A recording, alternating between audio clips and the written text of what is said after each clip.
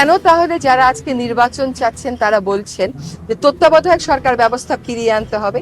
তারা যদি সত্যিকার অর্থে গ্রহণযোগ্য নির্বাচন করতে পারেন তাহলে তারা তো তত্ত্বাবধায়ক সরকারের দাবিটা তুলতেন না। তাহলে কেন তারা বলতেছেন তত্ত্বাবধায়ক সরকারের সংশোধনীটা বাতিল করে দেওয়াটা ভুল ছিল? কেন তাহলে গণতান্ত্রিক ভাবে নির্বাচিত সরকারগুলো একটা গ্রহণযোগ্য নির্বাচন করতে পারে না? এগুলোকে তো আপনার বিশ্লেষণ করতে হবে। শুধুমাত্র একটা রাজনৈতিক অবস্থান থেকে দাঁড়িয়ে বায়ু দূষণের নাম করে প্রশ্ন করতে গিয়ে আপনি নির্বাচনের প্রশ্ন করেন, সেটা কিন্তু আমিও বুঝি। হ্যাঁ, কিন্তু ব্যাপারটা হচ্ছে যে দেশটা তো সবচাইতে আগে। যদি সংস্কারগুলো আপনি মনে করেন বা আপনারা মনে করেন বা জনগণ মনে করে যে আমরা না করে নির্বাচিত সরকার করলে ভালো, তাহলে তো আমাদেরকে দায়িত্বে বসানোরই দরকার ছিল না কোনো। তাহলে আমাদেরকে এই দায়িত্বটা দেয়া হলো কেন? এই বিশ্লেষণটা একটু করবেন। কিন্তু তারা করেননি কেন তাহলে 53 বছর?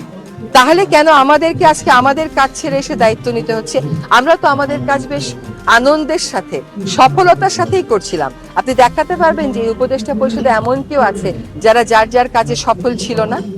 তাহলে আমাদেরকে কেন এই দায়িত্বটা নিতে হলো? একটা নির্বাচনের দিকে যেতেই হবে এই দেশকে, এবং এটাই হচ্ছে এই অন্তর্বর্তীকালীন সরকারেরও একটা বড় প্রাধান্য। সেরকম ভাবে সংস্কারও তো একটা বড় প্রাধান্য। সংস্কারের কথা তো আমরা বলিনি, জনগণের কাছ থেকেই তো উঠে এসেছে। আমাদেরকে বিচারও করতে হবে, সেটাও তো করতে হবে। এখন যারা নির্বাচিত তারা ছাড়া যখনই অন্য কেউ ক্ষমতায় আসে বা দায়িত্বে আসে, তারা কেন দায়িত্বে আসলো এটারও তো একটা বিশ্লেষণের প্রয়োজন। তাহলে আজকে বায়ু দূষণ নিয়ে আমাকে কেন প্রশ্নের উত্তর দিতে হচ্ছে, সেটা তো আপনাকে বলতে হবে। তাহলে শব্দ দূষণ নিয়ে গুলশান সোসাইটিকে কেন অনুষ্ঠানের আয়োজন করতে হচ্ছে, এটা তো উত্তর দিতে হবে। এবং তারা যখন সমস্ত সমস্যার সমাধান করে ফেলবে, তারা একটা রূপকল্প কি এখনো পর্যন্ত আমাদেরকে দিয়েছে? তারা যে আমাদের কাছ থেকে বলছে যে ম্যাপ দিতে হবে, এই করতে হবে, রোড ম্যাপ করতে হবে, তারা কি একটা রোড ম্যাপ দিয়ে দিয়েছে যে এই সমস্যাগুলোর তারা কি করে সমাধান করবে? আজকে ওনারা বলছেন যে সংস্কার ওনারাই সবচেয়ে ভালো করতে পারবেন। সেটাই তো গণতান্ত্রিক দেশের কথা।